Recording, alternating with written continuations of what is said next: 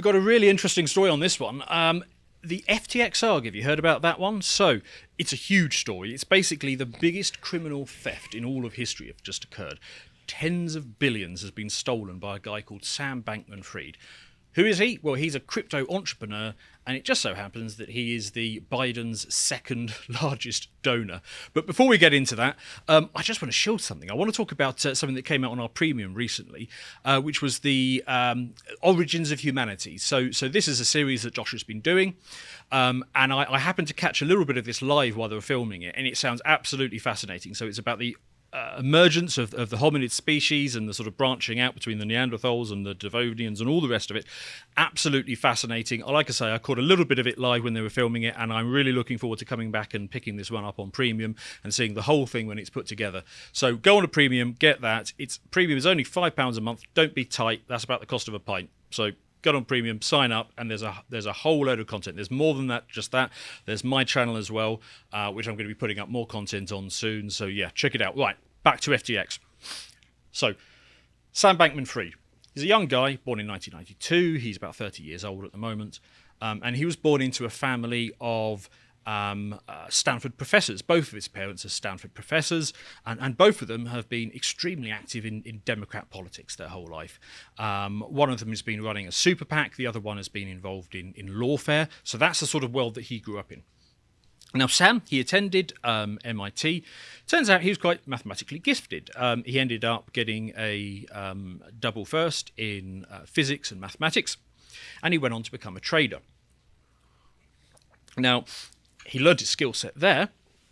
And then what he did is he emerged into the crypto world, and he made billions by trading Bitcoin in the early days, by spotting an arbitrage opportunity between the price of Bitcoin in the US and the price of Bitcoin in Japan, and made an enormous sum of money out of that. And he went on and he set up something called Alameda Research, which is a crypto trading firm. Later, he set up the FTX platform, which is the thing that's in the news at the moment. Now, he appeared, for all intents and purposes, to be enjoying tremendous success doing this. He was doing sponsorship deals. So, for example, the FTX Arena, which was the arena in Miami where the Miami Dodgers, something like that, Miami Heat, where the Miami Heat play. He was sponsoring the Mercedes F1 team. So, Lewis Hamilton and George Russell, whoever that is, would have been wearing its logos. The Super Bowl in the US and a whole bunch of other things, chess tournaments and stuff all over the place. Now, there were some red flags. He set his firm up in the Bahamas.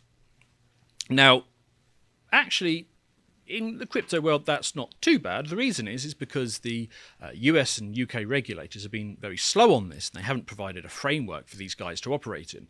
So because there's no framework for them to operate in, they might as well operate outside of this jurisdiction. And so there was a plausible reason as to why he was doing that. But the Bahamas, they're notoriously corrupt. We saw that with the Peter Nygard revelations. So that was the Canadian version of Jeffrey Epstein, who was child sex trafficking and getting Bahamas law changed to accommodate some of his weirder requests, which was basically based around his desire to never die and adult stem cells. Right, so where does this tie into the Democrats, and how bad is this? Well, Sam Bankman-Fried was actually the second largest donor to the Democrat Party, behind only George Soros. Actually, in these previous midterm elections, he was the biggest donor in the recent elections, and he even promised that he would stump up a cool $1 billion to stop Trump from running in 2024 if Trump did put himself forward. And we'll be coming back to that. He also had very significant ties with regulators and lawmakers, which he was able to get into. Now, the guy was a little bit weird, and you're going to be wondering why there weren't more red flags that's coming up. So let's have a look at this video that the World Economic Forum put together promoting him. You'll see what I mean. But Sam is not a traditional billionaire because he believes in the concept of earn to give, which means his goal as a human is to make as much money as possible just to give it away. Earn to give. And that's exactly what he's doing. So let's say that you have $100 and you want to figure out what you can do with it to help the world. Earning to Give is thinking about which causes, which charities save the most lives per dollar. This $100 can go as far as it possibly can to help the world. Last year, this 29-year-old guy donated $50 million. Next year, he's planning to donate $500 million a year. And next decade, he will probably give away more than $10 billion. The amount of good that you can do for the future of the world is really large, and it's way more than you can do to actually make yourself happy with anything like that amount of money. And he is funding everything you can think of. Global warming. It's one of the biggest problems that we have to tackle together as a world. COVID-19 preparedness. We have to be ready for the next pandemic. Neglected tropical diseases. More than 1 billion people suffer from them. We have to eliminate these diseases. And of course, animal welfare. Animals deserve to live just like we do. It's also why I'm vegan. Sam doesn't need the money to buy a Lamborghini or to buy a Rolex or to impress his friends. In fact, his car is a Toyota Corolla. Hold on, where's your car? It's that one there. That's like what, a Toyota? Yeah, it's a Corolla. Why don't you buy a Lamborghini, man? I didn't have any particular need for one. He wants to get rich in order to impact the world and change it. So that's the guy that the World Economic Forum think is their poster boy. But that's a summary of where we were 2 weeks ago. He was running a top tier exchange. He was the golden boy of the space. He was talking to Democrats and regulators. And he was in the Bahamas, but there was a reason for that. And he was a Democrat, but then half of Americans are. So in business, you sometimes have to accept these things. Not to be too skeptical, but whenever someone tells me about giving them money because they're doing something about climate change, I just think scam, like 100% scam. Yeah. You were just trying to steal money. Turns out your instincts would have been right in this case. So, look, before I get on to the specifics of what happened in this one, let's give a very quick overview of where we are in crypto.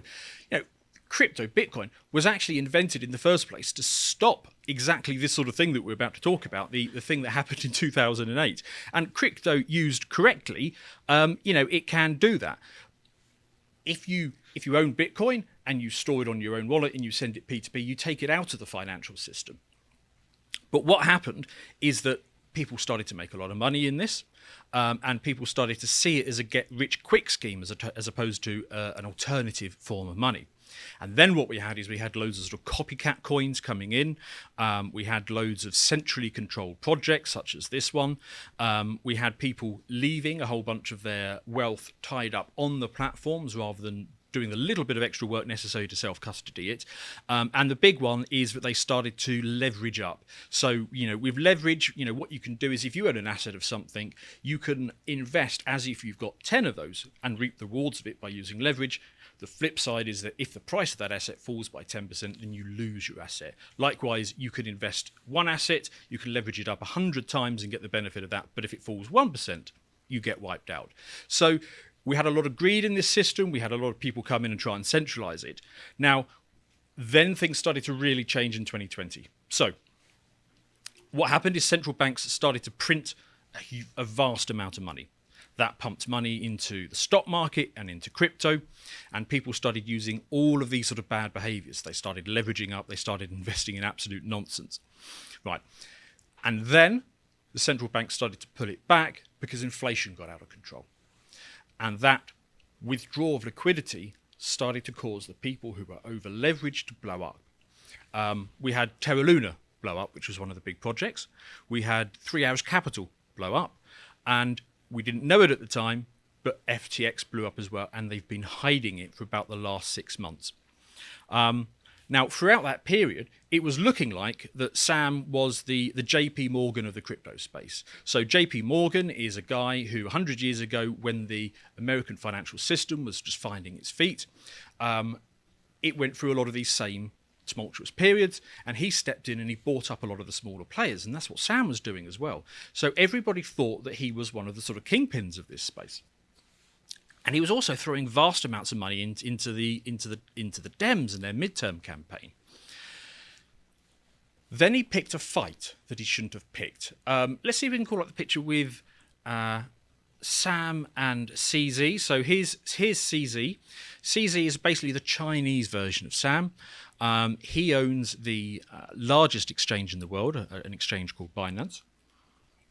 And because he was an early investor into Sam, he owned a lot of the token that FTX operates on, the FTT token. Now, Sam grew from a small size to become the second largest crypto exchange. And what he did is, after having bought all of this influence with Washington politicians, is he then started trying to use that to squeeze out his competitors. So he started basically smack-talking CZ. He was telling them that he was a Chinese national, he's probably a spy, you can't trust him, he's probably money laundering, he's doing all of those things, and he was trying to squeeze out his competition. And CZ decided that he wasn't going to stand for that, and that's where things got really interesting. Now, what happened was we saw a leak, a balance sheet leak, see if we can call that up.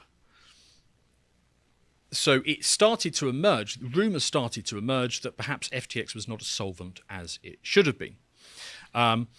Now, he then vigorously came out and denied these things. And we saw people swiftly come to the defence of Sam and FTX on Twitter. So we had, plenty of Twitter-based foreign flag enthusiasts who were keen to white knight for this stuff, and we saw the people from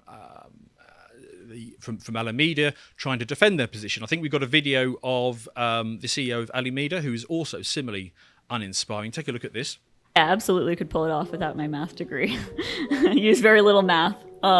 Use a lot of elementary school math. Being comfortable with risk is very important. We tend not to have things like stop losses. I think those aren't necessarily a great risk management tool. Trying to think of a good example of a trade where I've lost a ton of money. So I'm showing her for a reason. I'm going to come back to her. I probably don't want to go into specifics too much with that. So CZ, he decides that he's rich enough and that he's going to push back. So he owns all of these FTT tokens. Now, what he should have done if he wanted to get rid of these is he should have started quietly selling them. He didn't do that. What he did is he went out on Twitter and he announced that he was going to be dumping his position. Now, of course, what that did is it caused everybody else to think, okay, well, if the largest holder is dumping his position, then we're going to sell out first. So everybody was rushing for the exits. The price of this thing absolutely collapsed. Now, we didn't know it at the time, but they were already bankrupt, and the only thing keeping them going was this token, which they were borrowing against. So now the final leg of the stool has been completely kicked out from under it. Things start to look really bad when users of this platform suddenly find that they can't withdraw from the platform. They can't get out of it anymore. So it's starting to become obvious that something is really wrong. And Sam starts looking for somebody to buy the platform off him. And he's now going to CZ. And I think we've got a tweet coming up where Sam is sucking up to CV, where he's basically agreeing to sell the platform to the guy that he was attacking for $1. Now, of course, CZ isn't really spending $1 on the platform. He's actually going to be putting in the billions necessary to rescue it from its black hole. Okay. So that's the situation where we were last Tuesday. The platform had collapsed. It had clearly been misusing customer funds. If it stopped there, then that would be a big story in itself. It is a major Democrat donor. It is misusing client funds. So that is by itself more than big enough to make this a massive story, the biggest financial collapse since Bernie Madoff. But it didn't stop there. It got crazier. So the next stage of this is the FTX site then goes dark. Employees start quitting en masse, and we start hearing the rumour mill firing up, and it's looking like the black hole is significantly larger than it was first thought. Sam files for Chapter 11 bankruptcy, and he's looking for a buyer because CZ has pulled out. And then employees coming out of the firm, they start realizing that the customer funds are being drained. So somebody has got a back door into this, and they are liquidating the customers and draining their money straight out of the accounts. Now, this was a back door that was built into it, and they then come out and they've announced that they've been hacked. Now, hacked my arse. That simply isn't possible with something like this. The reason is because a lot of these funds are held on cold storage wallets, which is basically physically removed. You need to plug them in order to get access to the funds. You can't do it unless you're an insider. So it looks like Sam, or one of the other top guys, is now, this has stepped up from a mere financial mismanagement to an outright theft of billions from the biggest donor, right? And then it gets worse from there. Then details start emerging that all the ways that client money was being siphoned through to the Democrats. So we already knew that Sam personally was a big Democrat donor, but then we found out that he'd been cycling money in other ways. So that video that we showed a little early on, when he's talking about pandemic prevention, one of the things that he was doing is he was setting up a super PAC through the company, which was going to fight further pandemics, and he was bidding for $30 billion of cash from the Biden administration to go into this, which he could then recycle back into it. Scam. Yeah. So like, I'm going to fight climate change. Give me 30 billion. Okay, here's 30 billion. All right, thanks. All right, bye. Yeah, it was known as the Guarding Against Pandemic Super PAC. So money was being cycled into that. We then found out that, of course, because the company didn't have any money of its own, that actually all of this client money that was being drained, that was also going straight to the Democrats. Now, that's interesting because Democrats have now been funded by the proceeds of crime. Actually, under US law, it is entirely possible for that money to be clawed back. So do we think that the US Justice Department is going to begin proceedings to claw back $100 million from the Democrats? Probably not. Okay. If it had stopped there, that would have been really bad. But then it goes another level. Then it gets even worse. So we start hearing more and more about how money is being recycled from Ukraine back into the Democrat Party. So there's two levels to this. One is that FTX were operating the donation scheme, so that anybody who wanted to donate to the Ukraine effort from anywhere in the world could donate crypto. They could donate it through FTX, and that would then go on to Ukraine.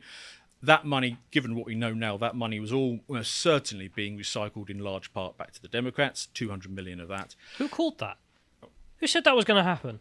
Can't remember. Must have been left-wing commentators, I think, at the time, wasn't it? It's not Jack Posobiec saying this is exactly what's going to happen. Well, I mean, you set up the mechanism, and it is there to go for, right?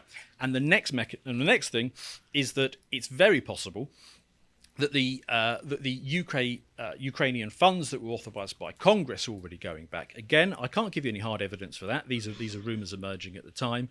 But if you have this mechanism in place, it seems extremely likely that's going to happen. It's a bit like if you put an 11-year-old girl in front of Biden, you know he's going to sniff their hair. Exactly the same as this. If you funnel vast billions over to Ukraine and you've got a dodgy money laundering partner like this, you know that some of it's going to get recycled back. So all of that is likely to be coming out in time as well. So, this is the financial crime of the century. It's very likely this is going to exceed the size of the Bernie Madoff fraud. Bernie Madoff, just as a reminder, was a Hillary donor. Funny how that happens, how these big financial frauds often turn out to be big Democrat donors. And that's before I even start getting into the personalities involved. So, one random user, this guy called Elon Musk on Twitter, started pointing out that some of these connections. So this is why I showed you the videos earlier today. So Sam, he went to MIT. One of his professors there was Gary Gensler. He is the chief regulator for the United States. Sam was donating vast amounts of money to the Democrats and getting regular meetings with Gary. Now, Gary's boss at MIT was this guy called Glenn Ellison. Glenn is a lifetime academic who, for some reason, is worth $225 million. Funny, how did that happen? His daughter is this Caroline Ellison, who was the CEO of Alameda, the woman we showed you earlier, and Sam's girlfriend, the sister company to FTX, Alameda, was one of the mechanisms through which a lot of this money laundering was done. So there's a very cozy, incestuous relationship here between academics, regulators, and these now demonstrated criminal frauds. So this is not looking good. And that's before I even get on to some of the other connections, which I don't know if I can share yet, because a lot of this is still in the rumour mill. For example, the general counsel of FTX was this guy. He was called Dan Friedberg. Now, funnily enough, he was the guy at one of those big poker exchanges a few years ago that had the scandal where they could see your cards so that they could never lose. That was a clear fraud, and yet this guy was general counsel at FTX, who was leading the negotiations with regulators. So that's not too good. I'm even hearing of a Hunter Biden connection, because Hunter Biden, apparently he's not an oil executive anymore. He's now an artist, and he's been selling NFTs. I was going to ask, when's Hunter Biden going to turn up? Of course, he has to come into this at some point, doesn't he? So, look, there is so much here. We're in the early days of finding out just how deep this fraud go. We know that tens of billions of customer money was stolen. We know that money was recycled from the US government back into the Democrat Party. We know that possibly the Ukrainian money was being recycled back into it. We don't have hard evidence of that, but you give them the mechanism. It would be extraordinary if you couldn't find a corrupt Ukrainian official and a corrupt receiver on the Democrat side. So that happened as well. Bear in mind that Trump got impeached for having a phone call to Ukraine. And we've got all of this. Now, this is probably one of the biggest stories out there at the moment. And I bet you're not going to hear anything about it on the mainstream media, especially not now that we've got this whole Democrat angle coming out.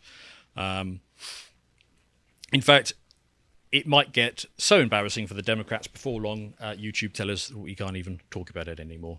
In fact, the only way we know for sure that Ukraine angle is true is when Sam gets arrested and the cameras outside of his cell stop working and he ends up breaking his own neck with his shoelaces or whatever it is. Couple of final points that I just want to end on to show the sheer ridiculousness of this. Here's a video of Sam impressing regulators and assuring them that everything is fine, and they were quite happy with this. There is complete transparency about the full open interest. There is complete transparency about the positions that are held. There is a robust, consistent risk framework applied, and we're excited to work with the CFTC on our U.S. Yeah. And until 2 weeks ago, the SEC was apparently on the verge of fast-tracking the regulatory approval for this guy. And this guy was also the one who was basically leading efforts for the US to regulate cryptocurrency. So that whole incestuous network between the academics and FTX and the regulators, that's a whole can of worms that we're going to need to look at too. And I also thought that this was fun while we're looking at it. FTX actually got a higher ESG score than ExxonMobil, specifically in the category of governance And leadership. Yeah, Their leader was better.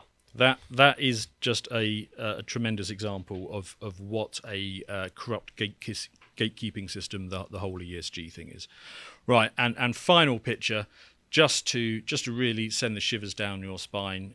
Here we have Bill Clinton, who is, of course, husband to Hillary Clinton, who was the chief beneficiary of the donations from the Bernie Madoff fraud. We have the Dark Lord himself and the weirdo, Sam Bankman-Fried. So, this is a story that should be plastered all over mainstream media. It's incredibly damaging. It's an enormous fraud. And we're going to stay on top of this one because there's a lot going on here and it goes really deep. If you appreciated that segment from the podcast of the Lotus Eaters, you can go to lotuseaters.com to get access to all the premium content we have on the site, such as the Contemplation series, this one on the Origin of Humanity, Part 1. If you'd like to find out what else we're putting out, you can follow us on Getter at lotuseaters_com on Getter. Thank you and goodbye.